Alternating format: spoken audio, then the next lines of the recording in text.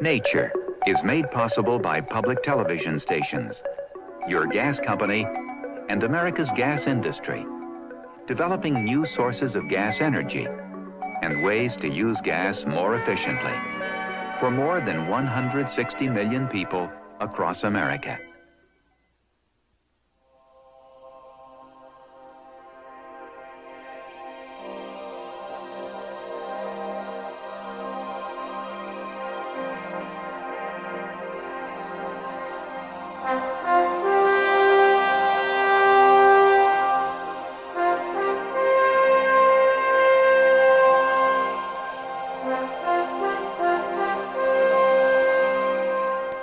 Hi, I'm George Page for Nature. The amazing adaptability of animals to their environment is a recurring theme in our series. Nature, given the time, has the capacity for tremendous changes. The ancestors of the elephant, for example, were trunkless, and the precursor of the horse, the dawn horse, was actually the size of a small dog. Birds, their ancestors were earthbound reptiles, whose body scales modified and turned into feathers. The animals we see today are the result of an intricate process of geological and climatic change, of movements and migrations, and of competition and balance between species. But these changes are by no means limited to the animal kingdom. In the plant world, adaptations are a lot less obvious, more subtle, yet equally as fascinating. Most plants have developed defenses, chemical or physical, to ensure their survival. Yet with some plants, the evolutionary process has taken them a step further, into a bizarre and even mysterious realm.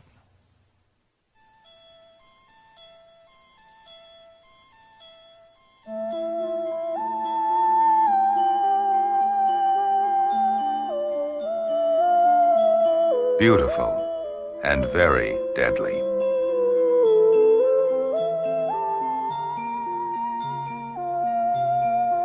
An exquisite creation compared to this crude effort of man.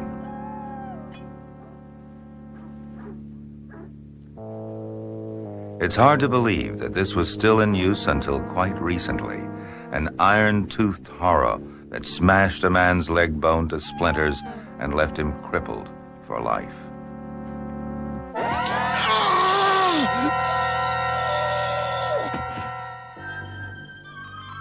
But how primitive when compared to this masterpiece of deception, hiding its sinister purpose behind a tender and innocent facade. In the 19th century, the discovery of plants that lured their victims, trapped them, killed them, and finally ate them caught the public imagination. Explorers returned from steaming jungles with hair-raising tales of man-eating trees, of lurid sacrificial rites, good spine-chilling stuff for travelers' tales. And all of it was a ludicrous exaggeration. But an exaggeration based on fact. There are plants that eat flesh, although none has been found that can suck the brains from a human skull or crush and devour a maiden, as was once believed.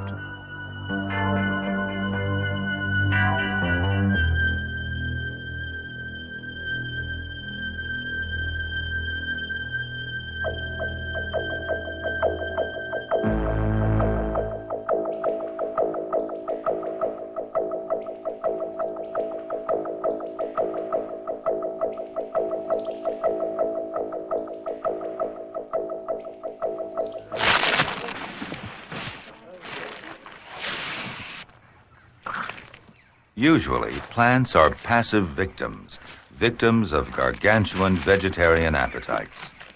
It is their lot in life to be harvested and consumed.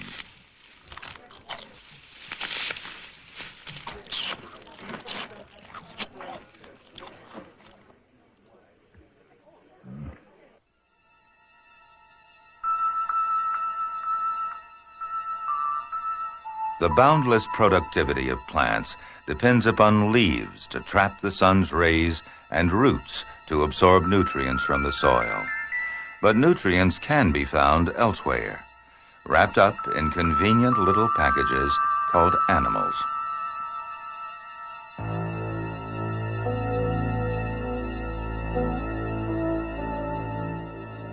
Animals contain many of the things a plant needs: minerals and carbohydrates, plant food on legs.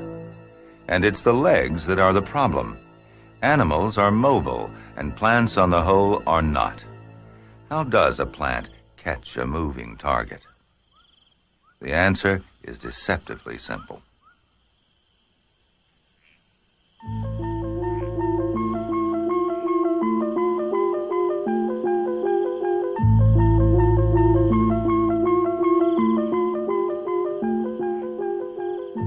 The familiar but amazing Venus flytrap. Found only on the eastern seaboard of the United States, it flourishes in ground too deficient in nutrients for proper growth. So it supplements this meager diet with the bodies of the victims it traps and squeezes to death.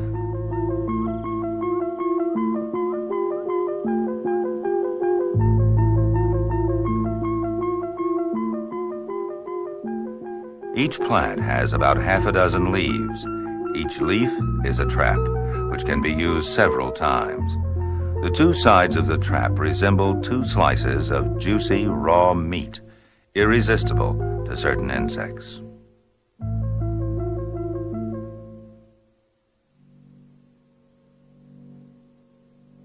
Unaware of the danger, this fly is like a man walking in a minefield.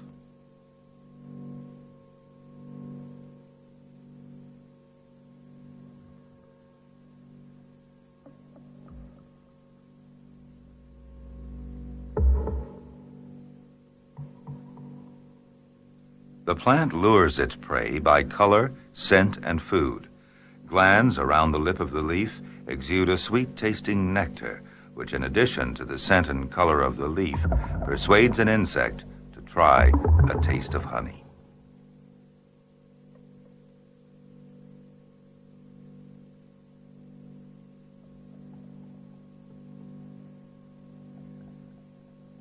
The spikes on the edge of a leaf have a special function, most useful when a trap is working at only half speed. This happens during cold weather or if the plant is in poor condition. Although a fly has quick reactions, it seldom escapes. The spikes act as prison bars long before the trap is completely closed.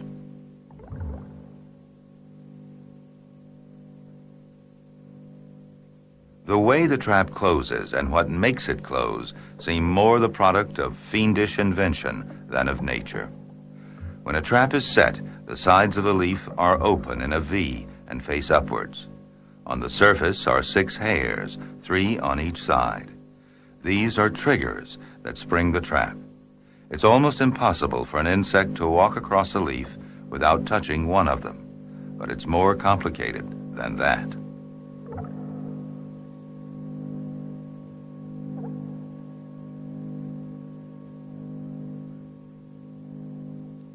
The trap fails to close, although the fly must have touched a spike.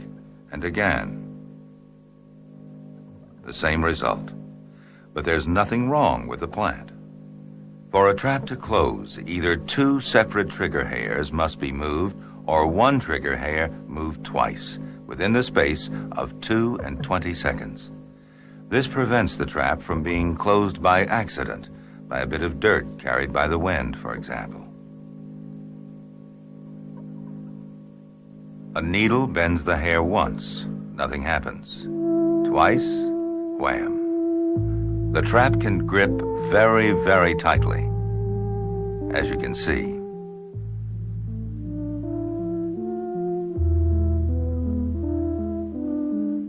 Another fly touches 1 trigger hair and stops beside another. If it moves now, it will be caught.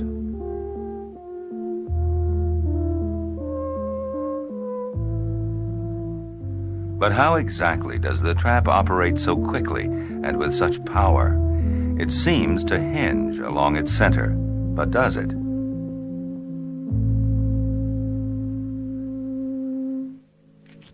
To answer these questions, we must look at the inner workings of the leaf, at the cells that make up its inner and outer surfaces, and at the trigger hairs themselves. We already know that the trigger hairs must be stimulated twice for the trap to close. The first time a hair is disturbed, an electrical message is stored in the tissues of the leaf. The trap will not shut until a hair is disturbed a second time.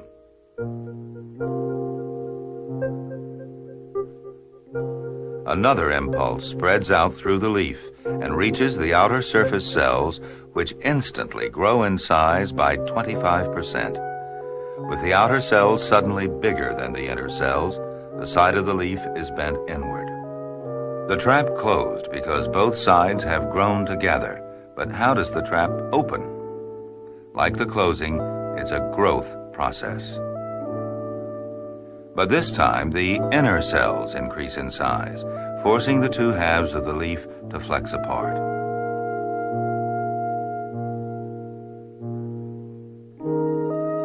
A trap can close and open several times in its life, and on each occasion, as the outer and then the inner surface cells expand in size, the whole leaf gets larger.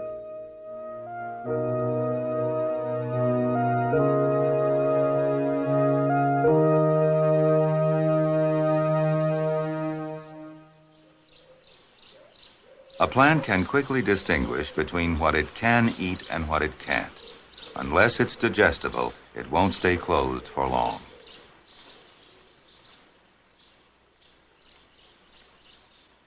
A pebble is seized because the trigger mechanism has been correctly stimulated, but the plant's digestive juices will not respond to inanimate objects. And within several hours, the trap reopens.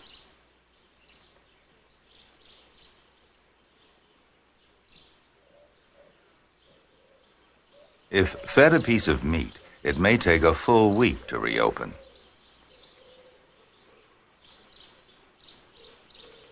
Seen in time-lapse photography, the trap plates press tightly together.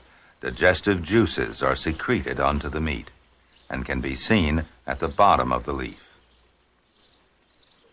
The result is most dramatic. A good meal, and there is a sudden and amazing burst of growth.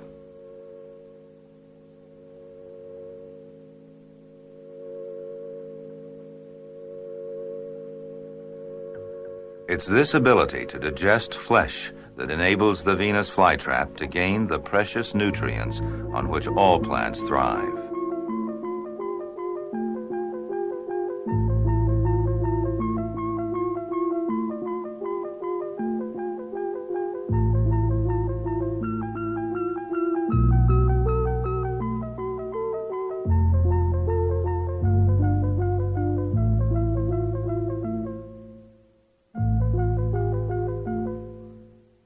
In the nutrient-poor environment where it lives, it needs to trap to survive.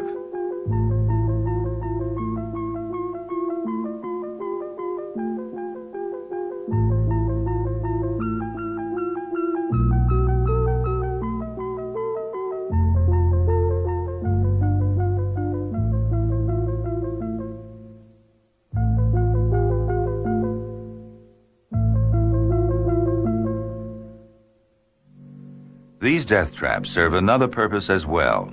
They retain their ancestral function to trap sunlight for photosynthesis. But how did the ancestors of the Venus flytrap set out on the road to carnivory? How did these deadly and sophisticated mechanisms evolve from leaves that were passive?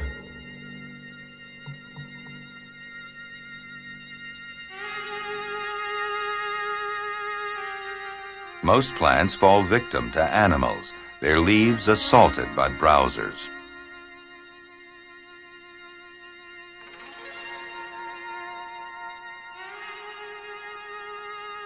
But despite their placid appearance, plants are far from defenseless. To protect themselves from hordes of munching jaws, plants lace their leaves with toxins.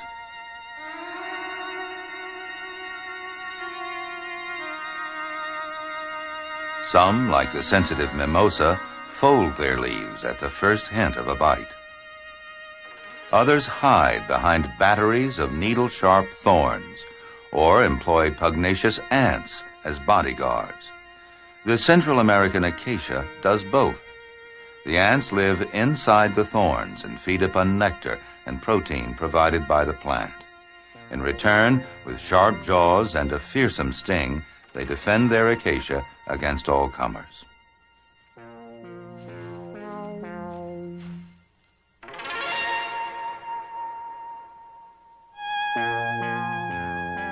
A more subtle defense is a carpet of sticky hairs.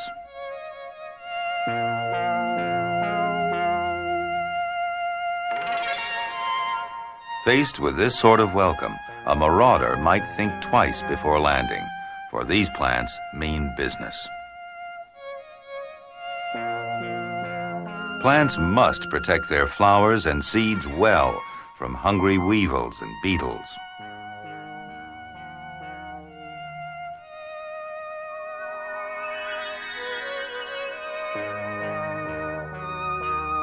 Even innocent passers-by are caught up in the act.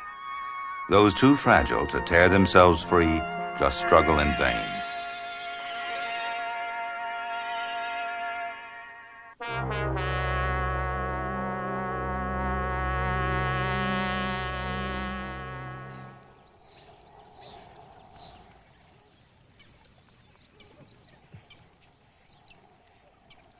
But among all defensive plants, the most deadly is Rorigula, a woody shrub found in South Africa.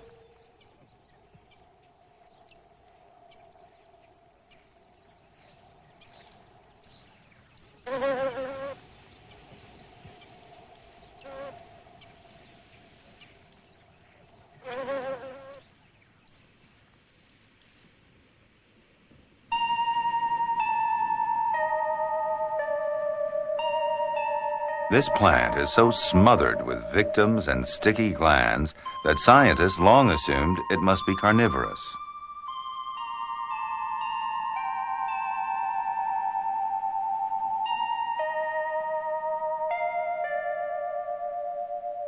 But Rorigula has no enzymes for digesting its victims, no means of absorbing their body fluids.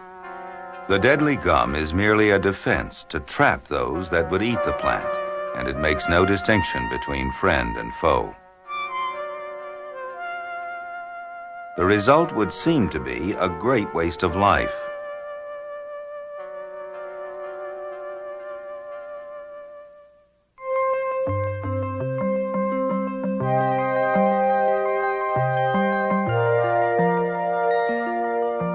Rorigula plays host to an army of assassin bugs.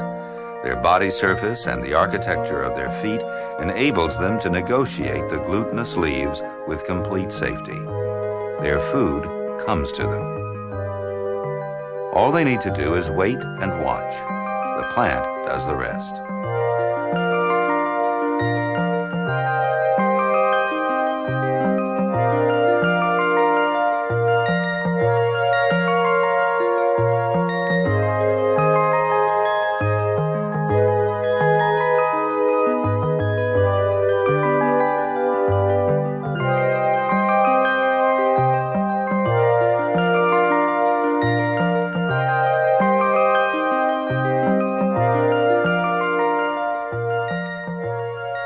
The bugs move cautiously. Only when the bee is too exhausted to struggle do they move in to probe and suck with their needle-like stylets.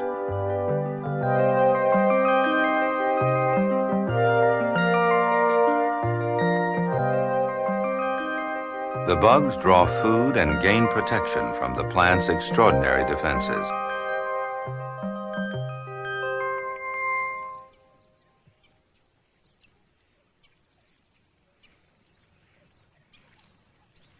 But they do have neighbors to contend with.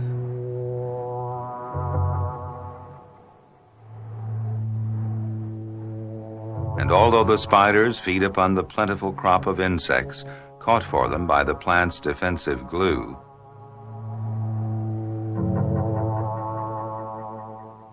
The bugs are temptations,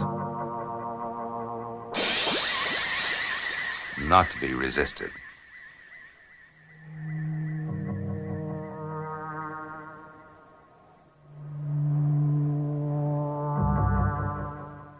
This plant has a veritable feast at its fingertips, but without enzymes to digest its victims, it's no more than a living flypaper.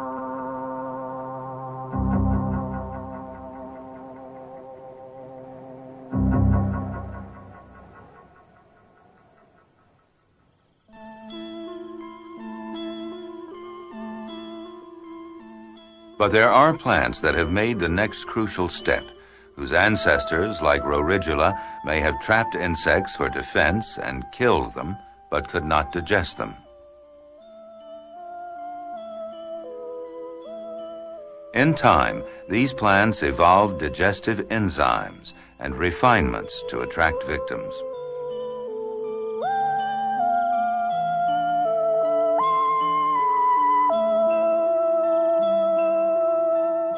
So were born the sundews, jewel-like and beautiful, but carnivorous and deadly.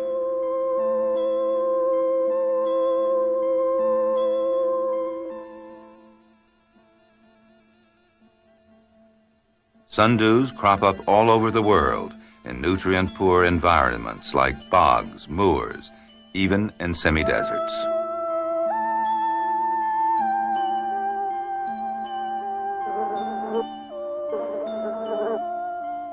Although one fly may escape, sundews are among the most sophisticated of all death traps.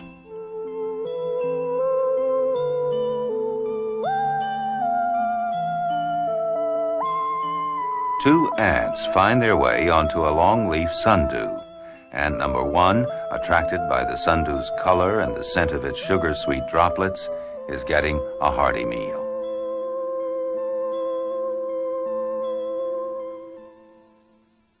Ant number two seems to be having second thoughts about eating.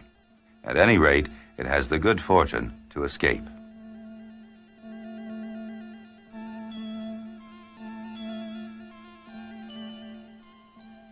Although the first ant is still feeding, it's already in trouble. One antenna is stuck fast.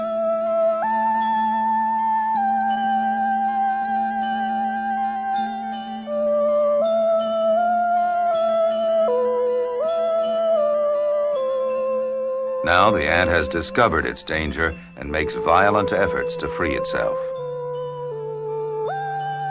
For its size, it's very powerful, but it's fighting against one of the strongest glues in nature, controlled by a plant that responds to every movement of its prey.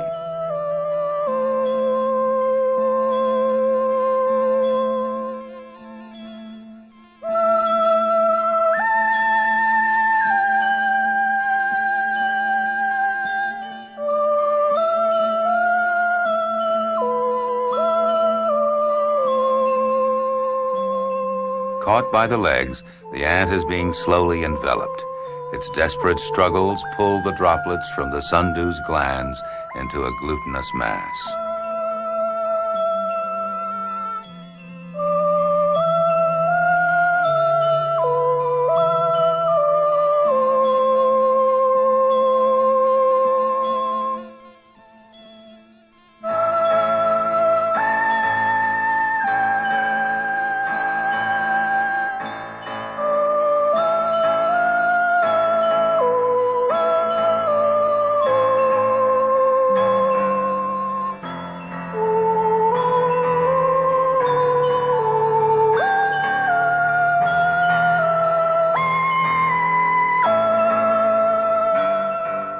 The ant twitches in its death throes, but already the sundew has released digestive juices.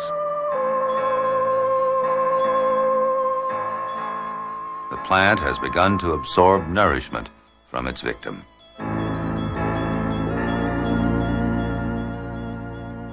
To help with absorption, other tentacles curl inward to envelop the ant.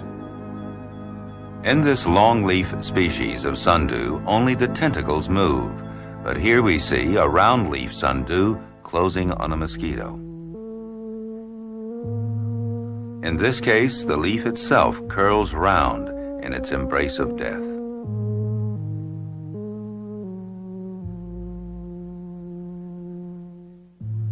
If an insect should escape, as this fly does, the leaf reopens. Like the Venus flytrap, the sundew wastes little time clutching an empty stomach.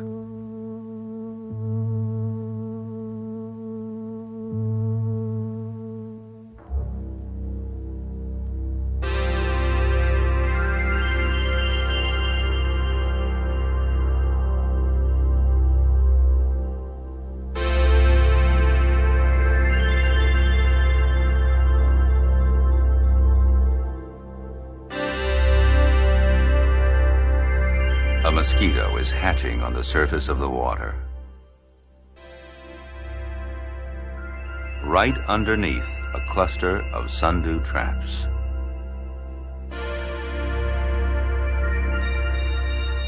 The emergence of a mosquito from its pupal case is itself one of nature's marvels. When we watch it closely, stage by stage, it assumes a strange magic.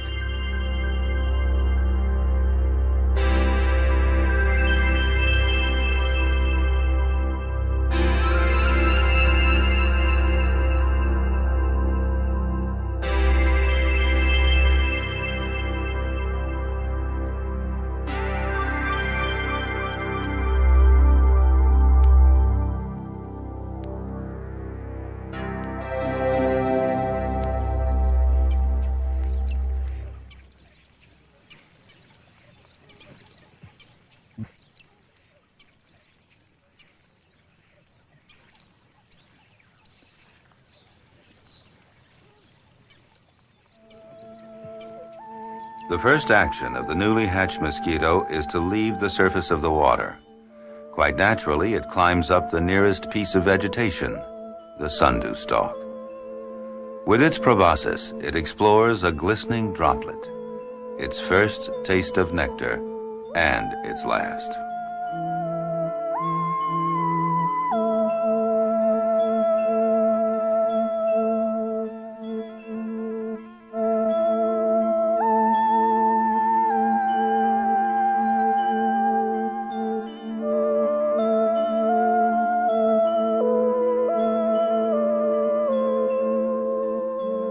Now all the edible parts of the insect have been digested and the tentacles unfold as the sundew resets its trap. Only the husk remains, and very soon this will dry up and shrivel.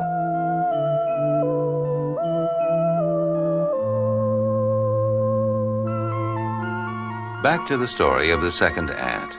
It simply couldn't resist the lure of a sundew, and from what we've already seen, its chances of survival are slim. But somehow it wriggles free and bites the sundew.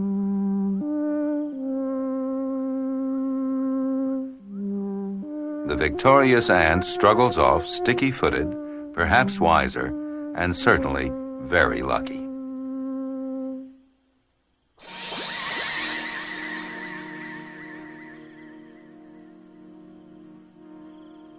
Compared to the slow-acting sundews, the Venus flytrap is far more effective.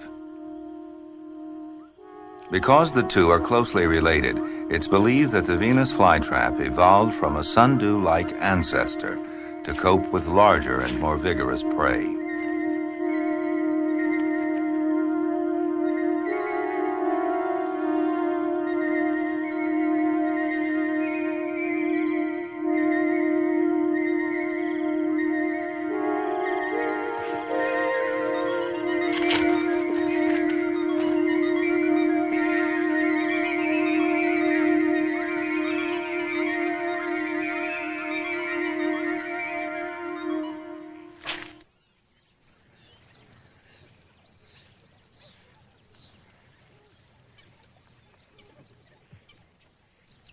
Marshes and ponds are often acidic and low in oxygen, and plants find it difficult to absorb the nutrients they need. And for those living underwater, lack of light is an added problem. Nonetheless, competition is fierce as plants struggle to make the best of what's available. And what is available is animals. Ponds frequently teem with minute creatures, often with prodigious rates of reproduction. The egg-carrying female water flea is a good example. This abundant source of food is harvested by aldrovanda, the water wheel plant.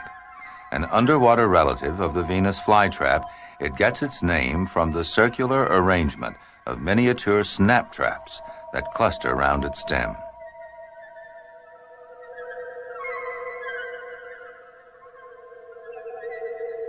Each trap, about 1/10 of an inch long, is lined with about 40 internal trigger hairs. Sufficient, one would expect, to make it almost foolproof.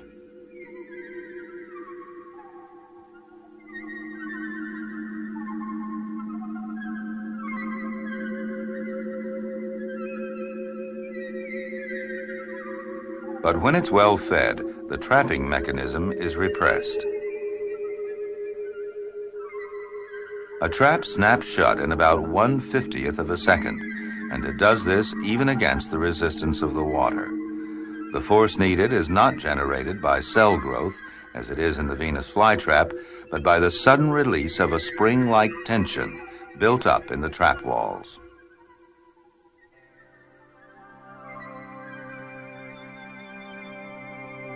Once securely inside, the victim is slowly crushed and digested. In its lifetime of a few weeks, each leaf can capture and digest a succession of prey.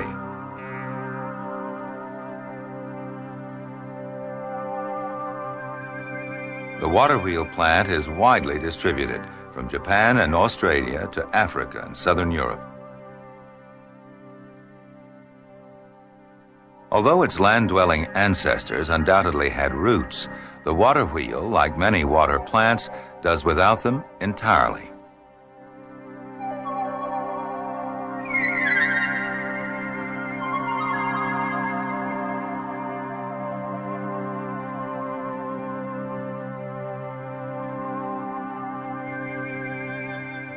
How has such a specialized carnivore evolved? We can reconstruct its family tree right back to ordinary passive plants that drew their nutrients from the soil.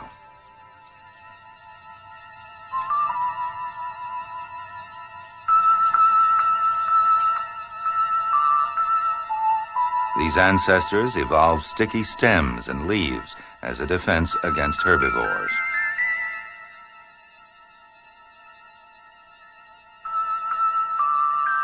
Later, faced with poor soil conditions, the added powers of digestion and absorption gave them a competitive edge.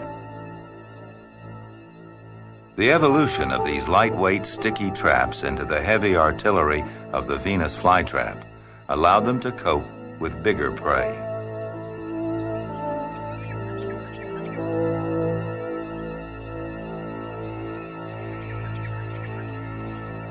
Some carnivorous plants, however, have no obvious predecessors. Indeed, it's hard to imagine that this innocent-looking beauty belongs to a carnivore at all. And yet, the bladderwort shares both habitat and habit with aldrovanda, the water wheel plant.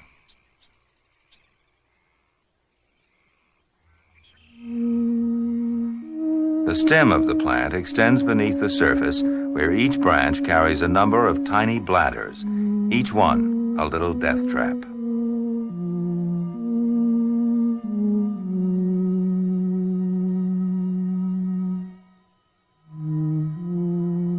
The bladders tend to vary in size and shape from plant to plant, but they all have one feature in common: a small semicircular trap door operated by a cluster of tiny triggers set at the base of a funnel-shaped growth of guide hairs.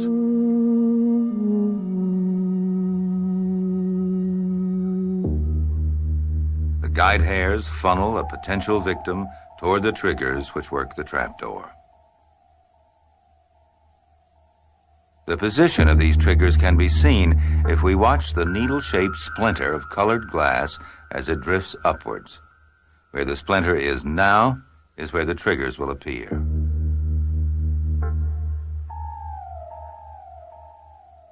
Exactly how these triggers transmit an impulse to the hinge mechanism is still in doubt, but there is no doubt about what happens. When one of these centrally hinged triggers is touched, the trapdoor flies open inwards. Water is sucked inside, the prey is sucked in with it, and the door closes instantly.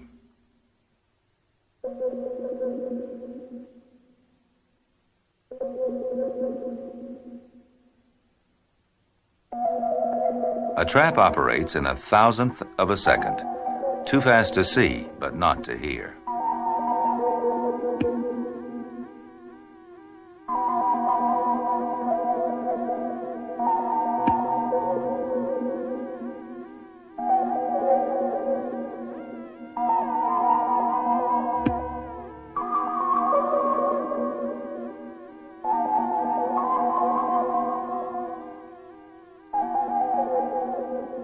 A mosquito larva has been caught. It won't all go in, but it shows very clearly the size and position of the highly flexible trapdoor.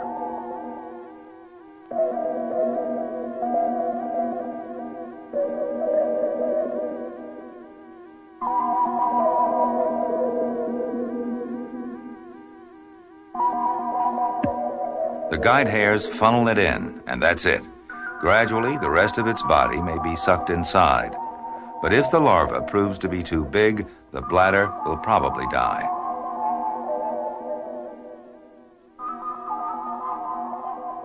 Here, step by step, is the capture of a Daphnia.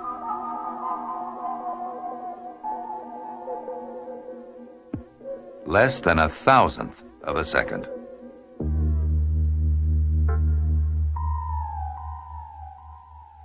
When a prey has been trapped, the trigger mechanism is reset almost at once because the water is pumped out immediately.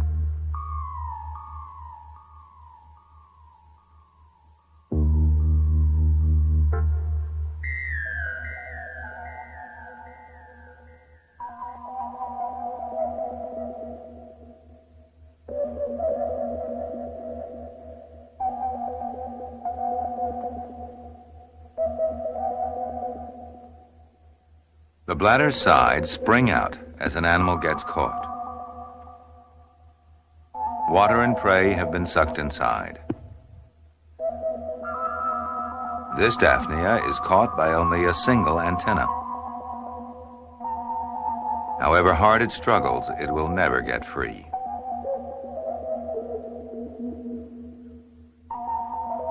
Sooner or later, some part of its body will touch the triggers again, and it will go in.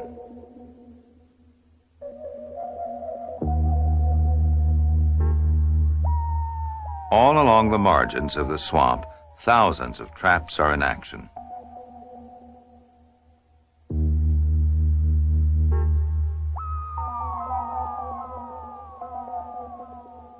Now, even the last empty bladder on the branch is filled.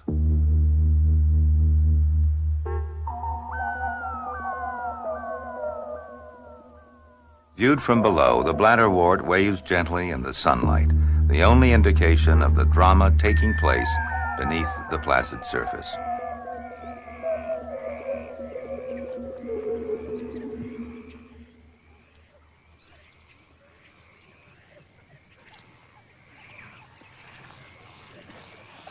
If a leaf can be fashioned by evolution into a chamber with a trapdoor and a trigger, perhaps one might expect to find other chambered structures in other plants, also acting as animal traps. In the tropics, bromeliads would appear to be ideal candidates. The leaves arise as a rosette from a central stem. They trap water and all manner of decaying material. And although bromeliads are known to absorb nutrients from the fluid held between their leaves, it was thought that none actually killed and digested animals.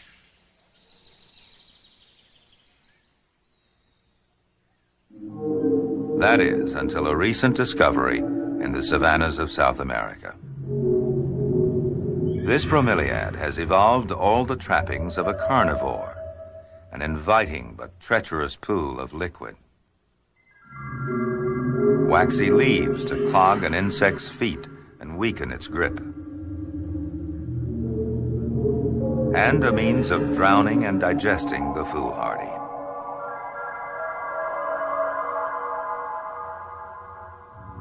It is, in effect, a simple form of pitfall trap, or pitcher.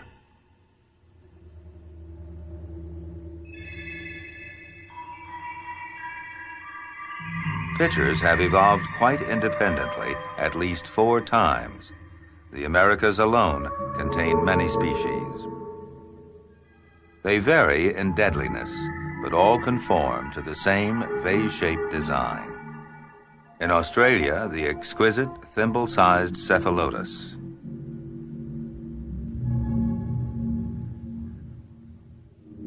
And in the far eastern tropics, the jug-like nepenthes, whose discovery gave rise to those terrifying but fanciful tales of plants that fed upon man.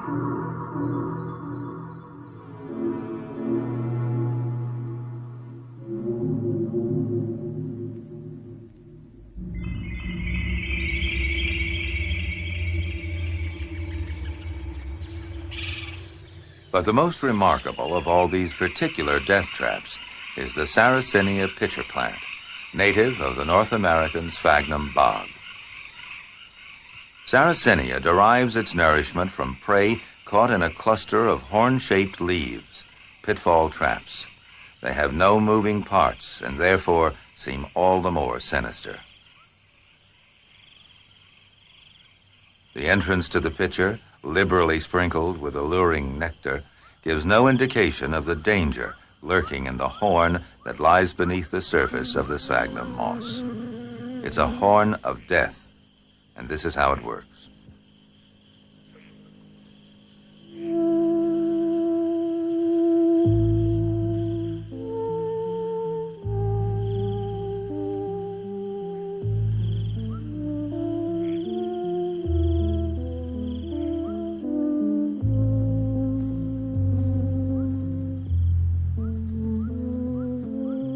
It's deceptively simple. An insect lands, starts to feed, and then falls in.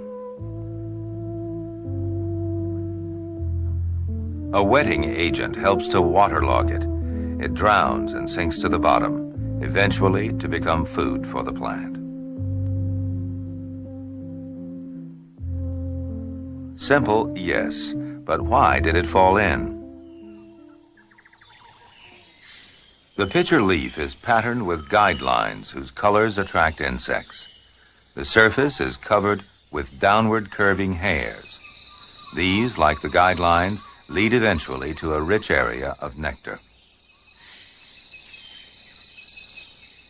This nectar field, increasing in density as it nears the well of the horn, lures an insect ever downwards, the hairs above making retreat almost impossible.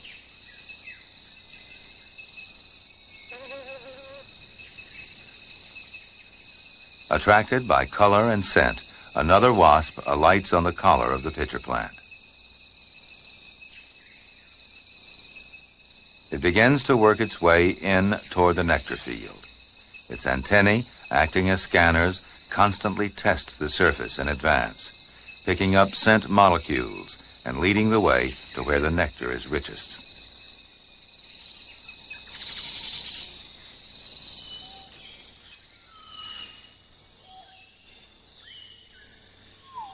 Seemingly oblivious to danger, the insect moves slowly down the back of the leaf, pausing only to feed on the irresistible bait.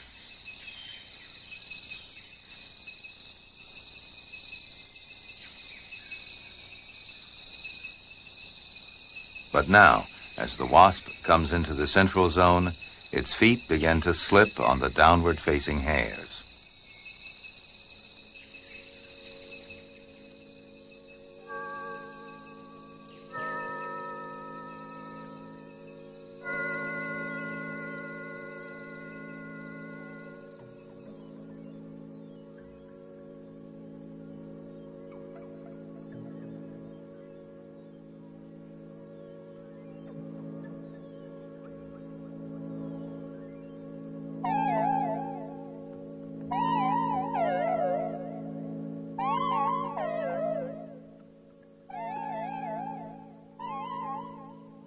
But in spite of this, the wasp continues to feed avidly as it slides slowly but surely to its doom.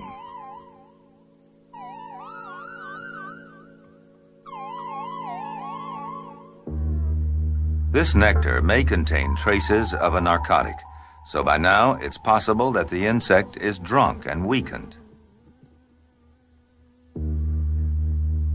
Although it can make full use of its wings, it fails to escape. But why does it keep slipping? The wasp evolved special feet for holding onto steep surfaces. There is a movable claw on either side of the tip and a central adhesion pad. When we take a close look at the surface of a pitcher leaf, magnified 1,000 times, it reveals curious spines on which an insect's foot can easily slip. And below the hairline in the nectar zone, the surface is downward lapped like roof shingles. Lubricated by nectar, this slope, as shiny and slippery as an ice rink, makes it all too easy to slither down into the death trap below.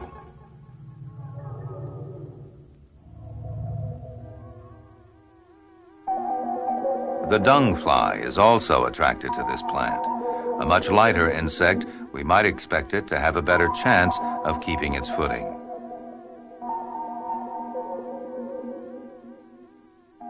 At the moment, all seems safe enough.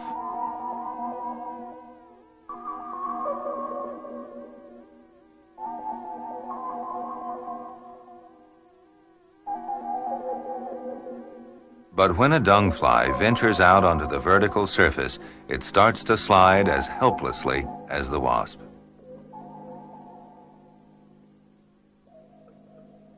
Its foot slips just as easily on the hard-ribbed, nectar-lubricated hairs.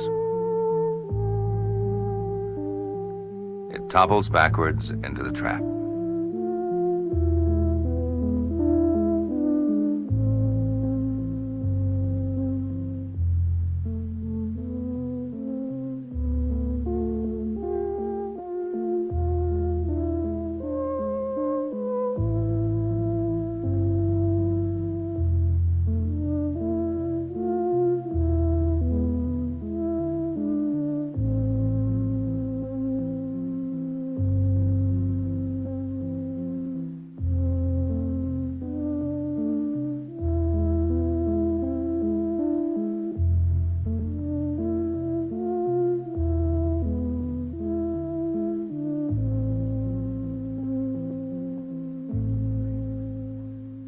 Amazingly, in this watery graveyard among the husks of dead insects, we find living creatures, the larval stage of a mosquito called Wyomia smithii.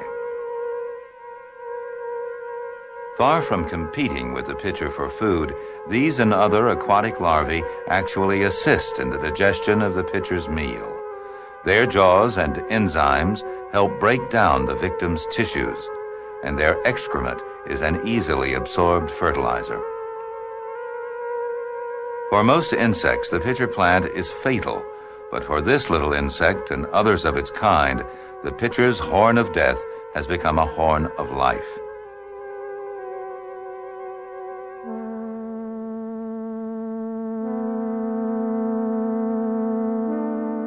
The day comes when the pupal stage of Wyomia smithii turns into an adult, hatching out onto the surface of the very same fluid that proved fatal for so many other species.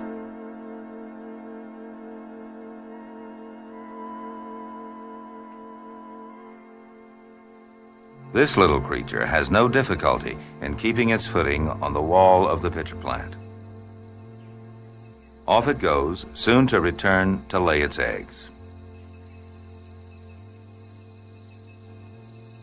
The insect shows no sign of being drugged. It even seems to feed on the nectar.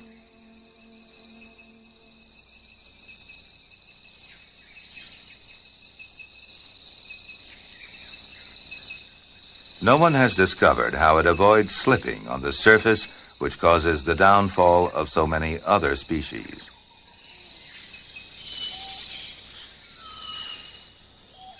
Growing larvae swim around the feet of a dying wasp. One of nature's strangest stories.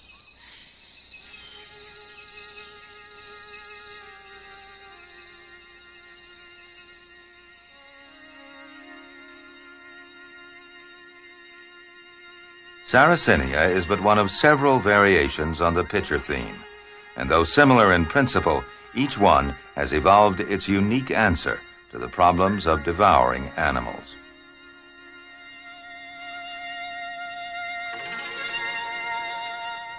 But is it possible that all these complex and deadly structures with nectar fields, slippery slopes, and digestive juices arose from ancestors whose leaves were essentially simple and flat? The pitchers themselves are proof that it is, but how?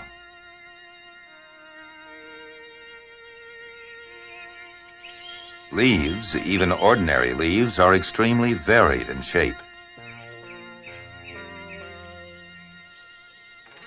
Some, as they grow, pass through vase or pitcher-like stages, quite capable of holding water.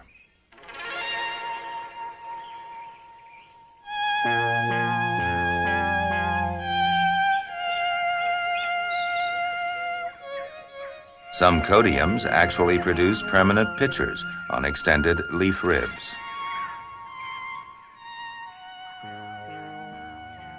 These tiny structures have no known function.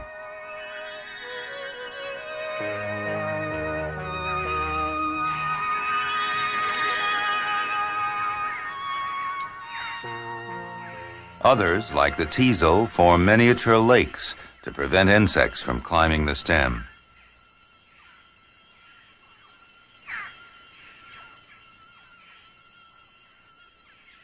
All these plants and many more have a toehold on the ladder to carnivory. All have the potential, given time and necessity, to become death traps.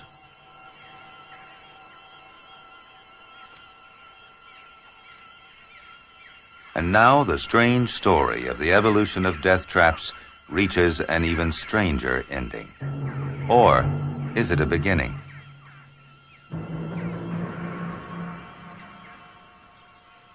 The seed of a shepherd's purse has fallen, future generations dormant within. As if a prelude of perils to come, seeds immediately attract the attention of hungry creatures. The vast majority of all seeds that reach the ground are fated to be devoured by animals. But the shepherd's purse has evolved a mechanism to beat the odds. Its seeds attract soil creatures, but then they immobilize them with slime, kill and digest them.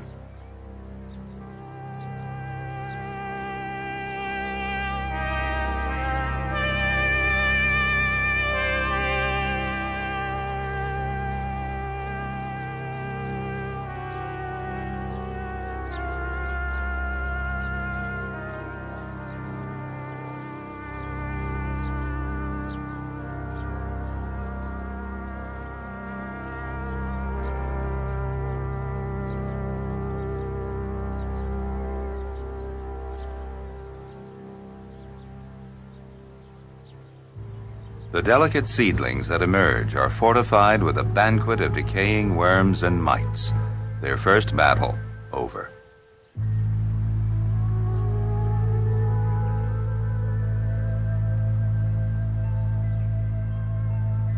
Through the process of evolution, a tiny seed has become a carnivore. Perhaps the most bizarre of nature's death traps.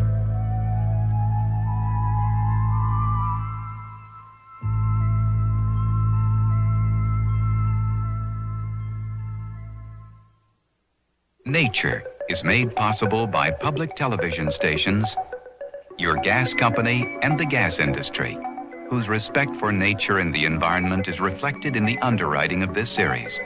America's gas industry provides 160 million people with natural gas energy all across the country.